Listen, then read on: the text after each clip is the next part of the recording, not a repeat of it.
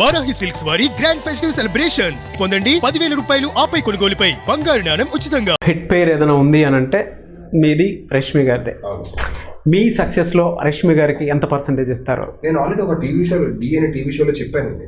సుధీర్ అనే వ్యక్తి ఉన్నాడంటే నా టీం ఎంతైతే ఇప్పుడు నాకు అంటే ఇప్పుడు సుధీర్ టీం అనేది ఒక మంచి సక్సెస్ దీంట్లో ఉందంటే వీళ్ళు ఎంతైతే ఉన్నారో దానికన్నా ఎక్కువ పర్సనల్గా సుధీర్ ఒక ఈవెంట్కి వెళ్ళినా సరే ఇంకెక్కడికన్నా సుధీర్ అనే వ్యక్తి వెళ్తే ఫస్ట్ వచ్చేది రష్మి. రష్మి అనే అమ్మాయి లేకపోతే నాకు లైఫే లేదు అని చెప్పాను క్లియర్గా. ఒక టీవీ మన డి షోలోనే చెప్పాను. ఎక్కడికన్నా వెళ్ళారు అంటే ప్రతి ఒక్కరికి ఒక నేను రీసెంట్గా ఒక ఛానల్కి వెళ్ళినప్పుడు ఒకరు చెప్పాను లైఫ్ అంటూ లేదు కాదు కానీ ఇంత క్రేజ్ ఉంటుంది. బేసికలీ అంటే ఈ life craze what ever I'm seeing all this celebrity life అవన్నీ 100% క్రేజ్ లో 20% తగ్గి ఉంటుంది సార్. మిగతా 80% కస్టమర్. నాకైతే బేసికల్లీ ఆడియన్స్ అరిచేది ఫస్ట్. ఇప్పుడు ఎక్కడికైనా బయటకు వెళ్ళాను అనుకోండి, అమ్మ సుధీర్ అన్న అబ్బా మామూలు యాక్టర్ కదా మామూలు డాన్సర్ కదా ఏముండదు ఫస్ట్ రష్మి ఇదే అరుస్తారు అందరూ. రష్మి బయటకు వెళ్ళినా అంతే, రష్మి గారు ఆవిడ బయటకు వెళ్ళినా సరే అలాగే అరుస్తారు. సో 100% అంటే ఆన్ స్క్రీన్ ఈ 7 years అలాగే కంటిన్యూ అవుతున్నది. ఇంకా ఆ కంఫర్ట్ జోన్స్ లో ఉన్నావు, మాట్లాడుతున్నావు, అలా చేయగలుగుతున్నావు అంటే జస్ట్ బికాస్ ఆఫ్ రష్మి. అరుస్తారు. ఈ నేమ్ వచ్చింది అంటే కనుక బయటకు వెళ్ళి జస్ట్ బికాస్ ఆఫ్ రష్మి. 80% అలాగే హార్డ్ వర్క్ అని తీసుకోను. నా హార్డ్ వర్క్ నా ఇది ఉంది కానీ but most of the time అంటే most of the personage I want give it to Rashmi.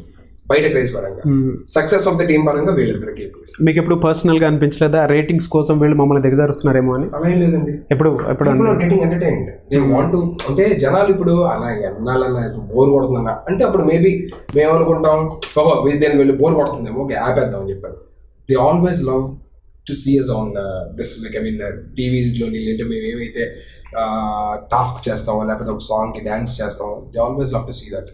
So అది ఉన్నంత కాలం ఏమనిపిస్తుంది ఓ వాళ్ళకి ఇది నచ్చుతుంది అన్నమాట అని చెప్పనే ఇస్తాను తప్ప నచ్చట్లేదని కావాలని తీసుకెళ్ళాను ఇంటికి బాగుందన్నారు. నెక్స్ట్ టైం వెళ్ళినప్పుడు అదే తీసుకెళ్తాం. సో ఆడియన్స్ కూడా ఈ పేరు నచ్చుతుంది అనుకున్న నచ్చుతుంది కాబట్టి దాన్ని కొంచెం డోస్ పెంచుకుంటూ లేకపోతే అండ్ దిగజాని ఫీలింగ్ అసలు ఎప్పుడు అనిపించింది అంటే మీరు ఎంటర్టైన్ అవుతున్నారంటే ఆల్వేస్ రెడీ టు డూ. ఎందుకున్నాం ఆర్టిస్టులు ఏదో ఒకటి ఎంటర్టైన్ చేయాలి, ఏదో ఒకటి చేసి. మీరు రాసేటప్పుడు కానీ స్కిట్లు చేసేటప్పుడు కానీ ఎప్పుడైనా ఫ్యామిలీ ఆడియన్స్ని అవమానిస్తూ స్కిట్లు చేస్తున్నాను ఎప్పుడైనా అనిపించిందని? అంటే ముగ్గురు చెప్పండి ఆన్సర్ ఒక్కొక్కరు ఇండివిజువల్గా. ఎప్పుడు క్లియర్గా ఒకటి చెప్తానమాట, ఇది ఎవరినన్నా హర్ట్ చేస్తుంది అది ఫ్యామిలీ అని కదా. బట్ ఫర్ ఎగ్జాంపుల్ చెప్తున్నారు జబర్దస్త్ అందరూ మోస్ట్లీ సెన్సిబుల్గా ఆలోచిస్తారు. ఎస్పెషల్లీ నా టీం గురించి చెప్తాను అనమాట. మా టీం ఏదైతే ఉందో ఇది ఒక ఫర్ ఎగ్జాంపుల్ ఒక ఎవరినో ఉద్దేశించి అన్నట్టు ఉంది అని అంటే కనుక ఫస్ట్ తీసేయమంటాడు వీడు. ఎవడం చేయాలి అసలు అది రాయని కూడా రాయలేదు. ఒక పని చేతను వచ్చింది అనుకోండి ఉత్తినే వాడికి అనిపించలేదు మామూలుగా ఒక పని చెప్పాడు ఇది అలా ఉందిరా బాబు వద్దురా బాబు అని చెప్పని అంటారు అనమాట. సో చేయొద్దు అక్కడే అయిపోతుంది. అంటే ఎవరిని ఉద్దేశించి చేయాలని ఎందుకు అనిపిస్తుంది? అయిన తర్వాత డైలాగులు ఎక్కడైనా వచ్చినా లేకపోతే వీళ్ళు కనెక్ట్ అవుతారేమో ఇది అలా అవ్వచ్చేమో దీనికి ఆస్కారం ఉంది అనుకున్నప్పుడు డెఫినెట్గా వద్దు బాబు వద్దు ఇది తీసే అది తీసి అలాగే మ్యాక్సిమం అక్కడే ఎడిటింగ్ అయిపోద్ది. నాకు తెలిసి ఇప్పటివరకు అయితే మేము ఎవరిని అలా అవమానించే రీతిలో ఎప్పుడు తీయలేదు. ఒకవేళ తెలిసి తెలియకుండా కావాలని చెయ్యం ఎవరి మీద నిజంగా కావాలని రాయాలి అని ఎప్పుడు అనిపించదు. తెలియక ఏదైనా బై మిస్టేక్ ఏదన్నా ఒకటి ఏదైనా అది వచ్చేసిన తర్వాత బయట పంచ్ అది మీకు రిఫ్లెక్ట్ అయింది అనుకోండి అది మాకు తెలియదు తప్ప కావాలని మమ్మల్ని అనాలని అయితే కనుక ఎవరాలు ఒకవేళ అలాగే ఎవరైనా హర్ట్ ఉంటే కనుక మమ్మల్ని క్షమించండి. లేదు నాకు తెలియదు ఇప్పుడు మీరు అడిగిన తర్వాత మేబీ అలా అయ్యి ఉండొచ్చు ఎవరన్నా. అందుకే ఒక రైటర్ గా రామ్ ప్రసాద్ గారే చెప్పలేదు. నేనైతే జనాలు లభించడం కోసం రాస్తాను సార్ సీరియస్గా. కనీసం నాకు థాట్ స్టేజ్ ఎక్కి టెలికాస్ట్ అయినది కూడా ఎవరైనా చెప్తే ఫ్యామిలీ టచ్ చేసేవరా అది హట్ అయ్యారంటే మాత్రం సారీ చెప్తాను తప్ప నా మనసులో పెట్టుకుని రాద్దాం గెలుగుదాం కాదు. ఆ స్టైల్లో పంచులు ట్రాక్ ఎప్పటికీ రాదు. ఎప్పుడు రామప్రసాద్ గారు నెగిటివ్ రాసిన ఇప్పుడు దాకా ఎప్పుడు రాదు. 7 years లో మీరు ఎప్పుడైనా ఇలాంటి కాంట్రవర్షియల్ ఇరుక్కుపోయారు ఈ స్కిట్ వల్ల దీనివల్ల మీరు విన్నారు? నేను వినలేదు. అయితే నేను చూసింది ఫ్రాంక్ గా చెప్పేస్తున్నాను. అంటే కొన్ని పంచులు పేలకపోతే దానికి ఆడియో తోటి అంటే నవ్వు వచ్చే విధంగా చేశారనేది మాత్రం అక్కడక్కడ చూసాను. కొన్ని పంచులు పేలక అక్కడ ఆడియో మిక్స్ చేసి అంటే ఆ మ్యూజిక్ వింటే వెంటనే నవ్వు వచ్చేస్తుంది కదా, అది మాత్రం నేను అబ్జర్వ్ చేశాను. అది జరుగుతుంది. ఇప్పుడు ఏ స్కిట్ అయినా అంతే అండి. ఇప్పుడు మా స్కిట్ లోని ఒకటి స్టేజ్ మీద 110% హిలేరియస్ గా నవ్వు రావచ్చు. టెలికాస్ట్ లో మీకు నచ్చకపోవచ్చు. మేము అనుకుంటాం మేము కూడా అరే స్టేజ్ మీద అదిరిపోయింది ఏంటర్ టెలికాస్ట్ లో ఉందని. ఒక్కొక్కటి స్టేజ్ మీద ఫ్లాప్ అవ్వచ్చు, అట్టర్ ఫ్లాప్ అసలు స్కిట్ ఏం లేదు స్కిట్ బాగా చేయాలి అని అనుకుంటాం.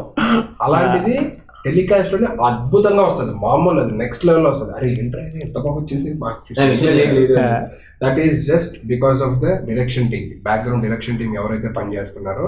ప్రతి స్కిట్ ఒక్కొక్కసారి అన్నిసార్లు జరగదు చెప్తున్నా మళ్ళీ. అంటే ఇప్పుడు మళ్ళీ దీనికి అబ్బా స్కిట్లు ఏం బాగోపోయినా మీరు బాగా చేస్తున్నారు, స్కిట్లు బాగుంటాయి, కానీ ఎప్పుడైనా ఒకవేళ బాగోకపోయినా సరే డైరెక్షన్ టీం వెనకాల కూర్చొని వాళ్ళ ఎడిటింగ్లోని వాళ్ళని చేస్తూ ఉంటారు. కొన్ని పంచులు పేలవు సార్. ఆ పంట 100 మంది ఉన్నామంటే కొన్ని చేసిన పని 70 మంది నవ్వుతారు, 30 మంది నవ్వరు, ఒక్కోసారి 100 మంది నవ్వుతారు, ఒక్కోసారి 10 మంది నవ్వుతారు, 90 మంది నవ్వరు. కొన్ని పంచులు పెట్టి కొంతమంది లాఫింగ్ సెన్స్ ఎక్కువ ఉంటుంది, చిన్నదానికి అని టక్మని నవ్వేస్తారు. ఇంకోటి ఎడిటింగ్ చేసేది అందరి కోసం కలిపి నవ్విన అవుతారు, చేసిన వేస్తారు, కానీ వేసేది ప్రతిదీ పంచే. ఫస్ట్ ఆఫ్ ఆల్ అన్ని పంచలేండి, కొన్ని పెద్ద కొన్ని పేలం అంతే. మీకు పర్సనల్గా ఎప్పుడన్నా అనిపించిందా ఈ పంచ్ పేర్లేదని ఎప్పుడన్నా అనిపించింది? చాలా సార్లు అనిపించింది నాకు. దాని మళ్ళీ వెంటనే చూసి ఇది పేర్లేదు ఇంకోటి వేద్దాం అంటాను, అప్పుడు ఇది వేస్తుంది, అది కూడా పైకి.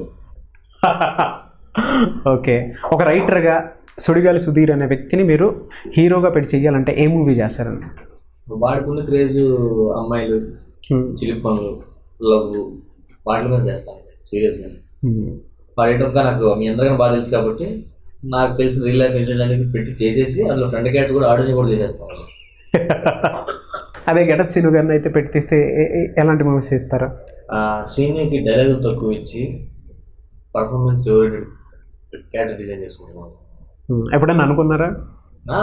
వాడికి ఎలా ఉండాలంటే సార్, ఒక సీన్ జరిగిపోయిన తర్వాత ఆ సీన్ ఒక సీన్ జరుగుతుంది సార్, దాని తాలూకు అంతా ఒక వేరే వాళ్ళు చెప్పాలి బాధపడితేదని, అవునా?